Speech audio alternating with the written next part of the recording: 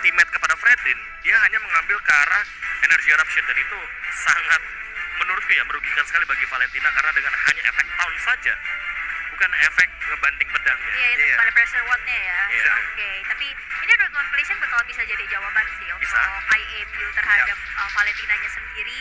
Tapi mungkin ini nggak prioritas ke arah Hayabusa karena kita tahu juga pool hero sebagai assassin dari rival ini cukup besar juga, apalagi melihat performanya kemarin menggunakan Link. Ya. Itu juga luar biasa. Link juga menarik ya, karena juga di sisi lain Yves di sini yang kita tahu reward manipulation dia hanya diem aja, tapi ada Benedetta dan Hayabusa ternyata bukan meling. Oke, Benedetta buat Formes mungkin bisa jadi. Ya, karena kita tahu juga bahwa dengan rotasi yang cepat, Benedetta bisa melakukan clear wave dengan Alecto Final Blow dan juga dengan Phantom Slash yang kali ini sudah di buff di 2 patch terakhir. Dan kalau misalnya kita melihat Fredrin ini di area EXP lane, tentu ngomongin clear wave dia akan kalah, ngomongin cut wave dia juga akan kalah. Tapi untuk di effective fight-nya, Fredrin perlu diperhatikan lebih karena dia bisa membadani di lini depan untuk teman-teman NBH Esports. Sementara yang terancam dengan Benedetta dari Formes adalah bagaimana Yves-nya, walaupun sekarang sudah tidak bisa lagi nih ditutup dengan Petrify atau bahkan dengan Alecto Final Blow, tapi setidaknya damage-nya akan tetap masuk. Presence dari damage, presence dari Petrify-nya ini membuat ngeganggu banget reward manipulation yang lagi dibuka. Jadi mau nggak mau ada cancel yang mungkin bisa dibuka oleh Yves tersebut. Ada Digi Ya, tapi ini pick yang bagus sebenarnya dari Digi. Dan ini juga sedikit membuka bagaimana skema permainan dari teman-teman tim MDH Esports. Mereka bisa memainkan dua metode, yaitu adalah Digi untuk babysit gold lane, yang nantinya mungkin akan membuat ke arah damage, ketimbang ke arah item tank. Karena kita tahu sendiri untuk nge-babysit di area gold lane ketika Digi menggunakan item-item magical, itu bisa memberikan poking damage yang luar biasa dan akan memaksakan Ciku atau gold lanernya untuk pulang. Namun akan berbeda cerita kalau ternyata Ciku akan bermain dengan Marksman di EXP lane.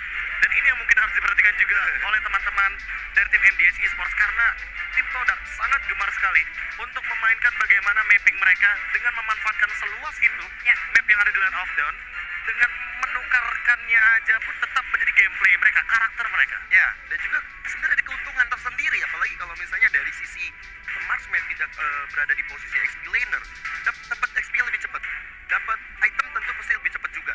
Ditambah kalau bisa menang lane, itu yang namanya cicilan-cicilan Taro Shield itu enak banget, bisa memperkaya dirinya lagi. Jadi dari level menang, dari item juga bisa menang. Cuman yang perlu kita simak juga sekarang adalah bagaimana Grok yang tidak boleh bermain di sisi Todak.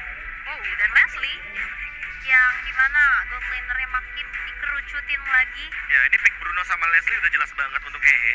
Karena kita tahu ini ada kayak power dari Hehe plus Jinord yang selalu bermain babysit di area gold lane, dan Bruno salah satu powernya untuk ngomongin soal early game. Berarti kalau kita ngomongin hero yang tersisa mungkin akan saja menuju kepada Clean. Karena untuk sekarang bagaimana power early game dari Clean, poking damage-nya juga cukup jauh walaupun ada nerf dari segi bagian damage-nya. Namun untuk dari segi bagian item untuk sekarang, Blood of Despair juga tetap akan menjadi item yang cukup mematikan bagi Clean. Kalau bukan Clean, berarti hero attack speed di sini. Melissa mungkin bisa jadi, tapi tetap Clean yang menjadi jawaban. Ya, poke damage yang kuat bisa maksain di gold lane siapapun itu bakal mundur. Tapi ini akan beda ceritanya kalau tiba-tiba dari Ciku bawa satu hero gold lane seperti Brody contohnya, dan dia main di EXP lane dan lawannya adalah Fredrin. Fredrin yang bakal bener-bener kena poke damage. Dan seenggaknya nggak kena cicilan-cicilan auto alarm bomnya Digi gitu kan. Dan itu pun yang kemarin sempat dibawakan oleh teman-teman Todak. Tapi kita akan lihat gold lane apa yang akan digunakan oleh Ciku, atau akan ditukarkan lagi. Benedettanya di mid, wah bisa Valentinanya jadi yang di gold lane. karena Mino mid aja possible gitu ya untuk Todak, tapi ternyata Banyak Beatrix banget opsinya. Atau jangan-jangan Beatrix serta Faramis nantinya yang akan diamankan, tapi Franco yang sepertinya ingin membalaskan bagaimana babysit daripada sosok Digi dengan damage yang tinggi. Mereka nggak bawa healer, jadi kayaknya agak sedikit berbahaya kalau nanti Jinordnya bakal bener-bener akan membuat ke arah Digi magical damage. oh ya benar. Dan nanti untuk last pick-nya Assassin mungkin bakal keluar, ada Link di sana. Juga tapi Fredrin jago. Oke, hero yang bisa dibilang untuk menahan bagaimana EXP lane nantinya ketika 1v1 dengan Benedetta. Jadi Fredrinnya diubah. Fredrinnya dijadikan di area jungle, dan Terisla-nya karena kita tahu Terisla juga dengan satu skill saja dia bisa melakukan clear wave minion dengan cepat. Betul. Sehingga hal tersebutlah yang dilihat oleh MDH Esports. Mereka nggak mau EX9-nya ketinggalan langkah atau step untuk melakukan rotasi, sehingga nanti mungkin Benedetta kalau misalkan formasi akan mengisi di bagian EX9, mereka bisa dibilang 50-50 untuk rotasinya. Dan juga kalau kita saksikan bagaimana Assassin ada 2 di tangan Todak, dan membuat dari MDS mau nggak mau mereka harus mempertebal lagi badannya dengan pick Terizla bersama dengan Floridin. Di sini menandakan bahwa mereka bakal siap badan banget, karena sejatinya Assassin kalau dipukul sama fighter menang fighter. Iya, lebih sustain juga Lebih sustain. ya, menjadi frontliner. Tapi perlu ingat Chico sekarang juga yang menggunakan Beatrix ya. Ini wajib banget diwaspadain, apalagi walaupun sempat ada adjustment demi adjustment. Tapi ya di tangan yang tepat itu akan bisa menjadi sebuah ancaman besar. Tapi langsung saja kita melihat ini dia lane of down di match kelima di hari ketiga group stage antara Todak dan juga MDH Esports. Ya, pasti sudah berada di posnya masing-masing, bahkan 4 member dari MDH saling bahu-membahu untuk membantu Joga bisa mengamankan satu purple buff. Sedangkan untuk rival, dia hanya butuh temannya berdua saja untuk amanin ke arah orange buff. Yap, tapi di sana juga lihat gangguan demi gangguan Jinard yang ternyata dia menggunakan Avaris ya. Iron Hook-nya connect kepada seorang Hehe. Ada satu buah backupan, memilih untuk flicker terlebih dahulu dan tidak ada poin eliminasi, tapi itu menjadi sebuah informasi penting bahwa Hehe tidak akan ada flicker dalam 2 menit ke depan. Tapi lihat Formace yang coba langsung saja menginvasi ke arah jungle yang dimiliki oleh MDH, dipaksa untuk mundur terlebih dahulu, dan itu hanya mencoba untuk buying time aja. Iya, dan kali ini kalau misalkan teman-teman melihat ya, ada Momo di bagian gold lane, jadi bukan Chiku yang akan bermain atau berperan sebagai gold laner-nya. Berarti poros rotasi dari teman-teman tim Todak akan lebih agresif nanti di menit yang kedua untuk melakukan setup ke arah Turtle. Ditambah dengan hadirnya Franco, jadi mereka sepertinya ingin bermain lebih early game. Dan tentunya dengan hadirnya Chiku di lini mid lane, apakah ini akan menjadi adu untuk time journey nantinya dari dua sisi? Karena kita tahu sendiri dengan IMU di level yang keempat, Valentina bisa mencuri satu ultimate, dan tentunya ultimate tersebut akan berguna untuk timnya. Ini akan menambahkan power booster juga kalau dia mengamankan ke arah time journey. Alright, tapi tadi kita lihat juga ada sebuah Shadow Kill yang sudah diaktifkan, tapi memang masih belum mendapatkan first blood-nya sejauh ini. Masih menit yang pertama. Meanwhile, Formace yang agak sedikit ketinggalan level karena tadi dia agak bergerak menuju ke arah jungle yang dimiliki oleh MDH untuk saat ini. Tapi lihat rival yang sudah memainkan quad shadow-nya mencoba untuk memberikan pokingan dengan dari shuriken yang dipegang. Tapi lihat penalty zone sudah mulai terbuka, dan dampaknya kali ini The King yang ternyata terjebak gak bisa lagi untuk bertahan. First blood by Infinix diciptakan di tangan seorang Formace. Ya, dan itu membuka celah yang luar biasa besar ya bagi anak-anak Todak untuk ngamanin satu turtle yang pertama ini. Ini udah jatuh ketimpa gardu untuk MDH karena mereka kehilangan member, mereka kehilangan dari turtle juga. Dan itu di bagian bawah mau nggak mau Jinard dan juga Hehe harus saling bahu-membahu, walaupun tadi sempat kita lihat memang dipres balik sama Beatrix, Momo dan juga Yamski. Ya, ini kalau kita ngomongin soal Beatrix dan juga Franco yang di area bottom lane itu dia serangan cepat dan bahkan langsung di spray down dengan Invidus Passion, flicker plus Bloody Hand. Jawaban dari Yumski ketika nantinya Gnard berada dalam posisi yang jauh, dan time journey tidak akan bisa menyelamatkan hal tersebut. Iya, karena suppress juga ya. Jadi Yamski ini benar-benar wajib banget diwaspadai, dan Jinard juga agak cukup sulit untuk melakukan aksi babysitting di area bottom lane. Dan bahkan kali ini ada satu buah realm ablation langsung didinai dengan ada satu pergerakan time journey. Tidak ada poin eliminasi yang tercipta, tapi lihat Todak yang coba langsung saja mengungguli dari segi gold dan dari segi point kill-nya. IMU ke arah Jinard tadi memang bagus cukup banget ya. bijak banget ya, karena akan menambahkan movement speed juga untuk lari dari revolt manipulation yang dibuka oleh Need My Help. Jadi untuk sementara ini dari MDH cukup lumayan struggle untuk bisa mendapatkan satu point kill. Ya, tapi kalau misalkan kita melihat dari apa yang terjadi di 3 menit awal saja, Todak sudah mengungguli banyak hal. Turtle, lalu bagaimana 2 point kill, dan bahkan first blood-nya pun ada di tangan mereka. Untuk sekarang, Yumski benar-benar menjadi jawaban dari rotasi yang dimiliki sama MDH Esports, karena siapapun yang ada di depan dia, baik Jinard atau bahkan The King sekalipun atau Joga sekalipun, ini bisa saja diambil dan di shutdown dengan cepat. Apalagi untuk sekarang, Ciku guys, dalam posisi yang sangat amat terancam, namun dengan time journey dia pun masih bisa mundur. Ini dia yang sempat aku mention, bahwa dengan time journey ini merupakan ultimate yang paling efektif dari 5 hero yang bisa diambil oleh MDH. Kondisional mungkin ya, tapi lihat kali ini atau final blow, Need My Help benar-benar butuh bantuan karena memang tidak ada yang backup, membuat dia harus tereliminasi juga untuk pertama kalinya. Dan ini akan menjadi kesempatan karena dari Todak beranggotaan dengan ada 5 member menuju ke arah Turtle, tapi zoning out sudah dilakukan oleh The King di sana. Jadi dia Turtle by UBS Gold yang sudah muncul. akan di tangan seorang Formace pula. Meanwhile di bottom lane masih ada satu aksi babysit yang dilakukan oleh Jinard dengan auto alarm bomb yang mencoba untuk mencicil-cicil, tapi ini dia Tackle yang langsung saja di setup dan mencoba untuk dieksekusi. Nampaknya bakal diberikan saja dan direlakan jatuh ke tangan Todak. 2 turtle berarti sudah dikantongi. Cuman lagi dan lagi streamis di bagian bawah nggak bakal bisa dihindari, walaupun dari Clean hehehe bersama dengan Jinard memilih untuk mundur saja bersama dengan dari Choga yang bakal coba untuk mengharas. Walaupun di sisi lain Momo, di sini babysitnya Momo enak banget sih bersama dengan Yamski. Apalagi 1 poin kill sudah didapatkan. Ini suatu keunggulan yang bisa dibilang luar biasa. Dan ini memperburuk keadaan dari MDH itu sendiri. Iya, dengan 3 poin kill yang diamankan, apalagi dengan gold, sekarang gapnya udah mulai terlihat pelan-pelan. Dengan plus 1700, apalagi Formace yang tidak ada henti-hentinya untuk mengganggu karena Joga dari informasi dari Battlefield. Jadi hal serupa. Oh itu dia, ada sebuah penalty zone juga yang disambut lagi dari Woman Operation dari arah belakang. Dan bahkan kali ini Chico guys berhasil untuk dihilangkan, ditukar nyawa oleh Hehe. Momo terkejar, auto alarm bomnya. Yamski mau kemana, flicker dikeluarkan, Conceal mencoba untuk menyelamatkan diri, tapi Void Crystal memberikan efek slow. Dan bahkan aksi backdoor yang dilakukan oleh seorang rival mendapatkan double kill terhadap player dari MDH. Masih ingin lebih, Joga terkena dari shadow kill. Momo memberikan basic attack dan triple kill by Infinix disecure oleh rival. Luar biasa itu ya, dari rival menjemput bola dengan sangat baik, mendapatkan 3 poin kill yang benar-benar maksimal. Sehingga walaupun pertukarannya terhadap Yamski, no problem. Kenapa? 3 orang penting dari MDH bisa ditumbangkan sekaligus. Ini membuat dari rival semakin mengungguli rival-rival yang ada di tangan MDH. Perbandingan 1 level, terlihat banget. Rival level 9, juga level 8. Dan itu dia, ada non-hook, terpaksa 1 flicker digunakan. The King hampir saja ditumbangkan. Gak Apalagi- diluarin pelatihannya ya. Mungkin dalam keadaan tersebut damage-nya masih kurang, jadi Ya. kayaknya nggak mau terlalu all in.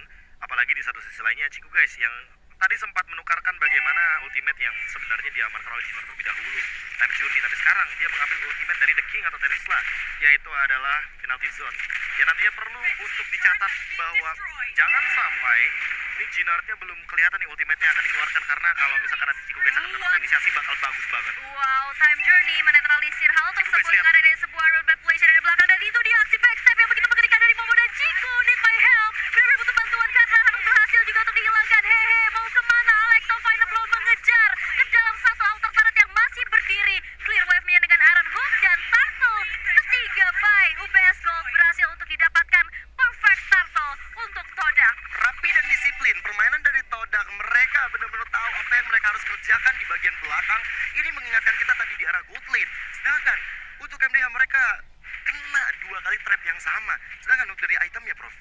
Ya, ini kalau kita ngomongin soal bagaimana cara rotasi untuk melakukan sandwich ya dari tim Todak, mereka punya Formace. Jadi otomatis dengan Formace yang kali ini sudah selesai juga dengan Bloodlust X, tentu dia akan lebih berani untuk membuka setup team fight ketika ada minion dengan Alekto Final Blow.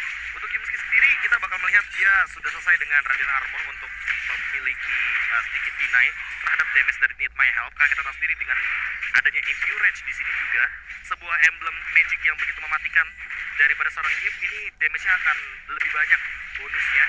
Dan itu yang nanti akan diperhatikan sama Yumski.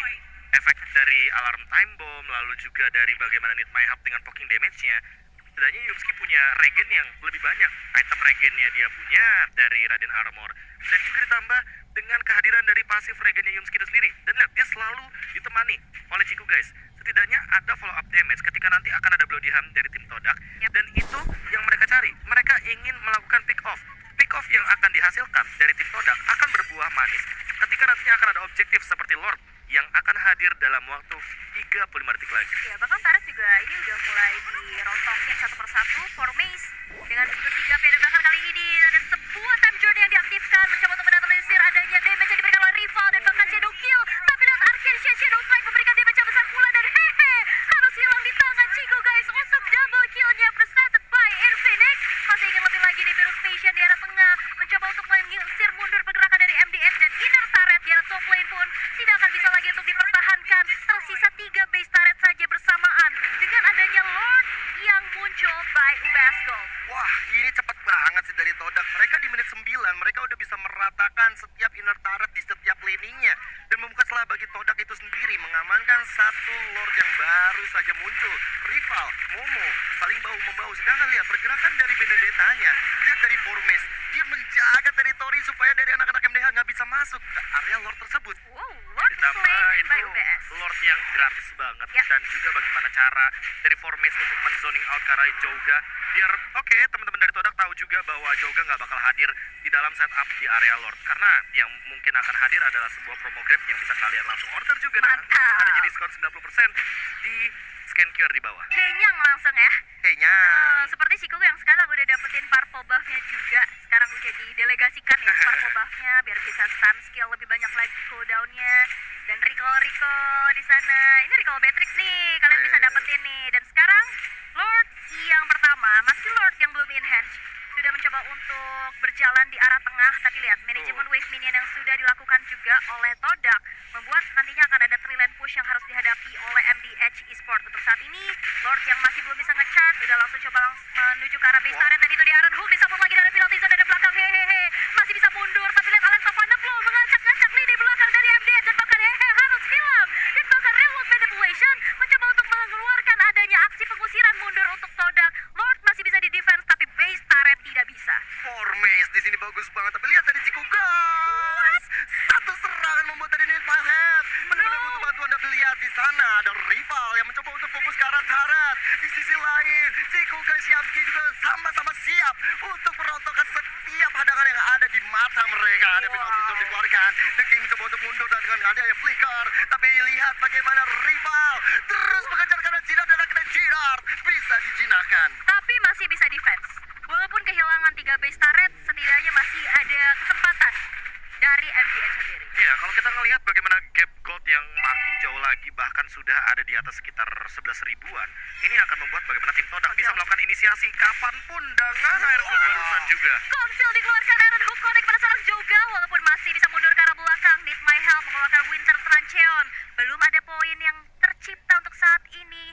Masih utuh 5 versus 5 dan tidak ada lagi inisiasi berlebih. Ya, makin jauh lagi 12.000 gap gold. Teman-teman bisa lihat juga damage deal-nya benar-benar dikuasain banget sama teman-teman tim Todak, bahkan sampai dengan Momo di angka 39.000. Dan inilah yang membuat bagaimana Franco dari Yumski efektif sekali karena selalu ada backup, selalu ada follow up, selalu ada yang mengikuti dari Franco-nya di belakang dari Iron Hook yang connect. Jadi benar-benar bakal diselesaikan, bakal dieksekusi dengan tim Todak.